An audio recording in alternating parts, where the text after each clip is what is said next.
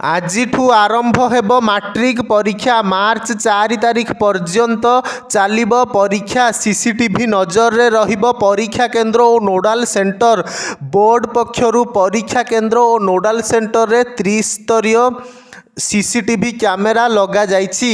ଅତି ସମ୍ବେଦନଶୀଳ କେନ୍ଦ୍ରଗୁଡ଼ିକରେ ପ୍ରଥମ ଥର ପାଇଁ ଲଗାଯାଇଛି ଏଆଇ ବେସ୍ଡ ସିସିଟିଭି କ୍ୟାମେରା, ଯାହାର କମାଣ୍ଡ କଣ୍ଟ୍ରୋଲ ରୁମ୍ ବୋର୍ଡ ମୁଖ୍ୟ କାର୍ଯ୍ୟାଳୟରେ ରହିଛି।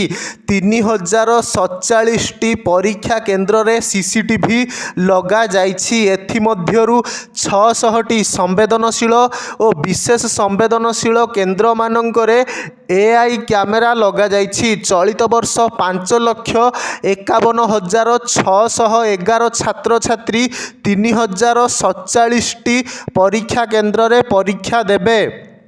ପ୍ରଶ୍ନପତ୍ର ରଖିବା ପାଇଁ 313 ନୋଡାଲ ସେଣ୍ଟର କରାଯାଇଛି। କପି ରୋକିବା ପାଇଁ ତ୍ରିସ୍ତରୀୟ ସ୍କ୍ୱାଡ୍ ବ୍ୟବସ୍ଥା କରାଯାଇଛି।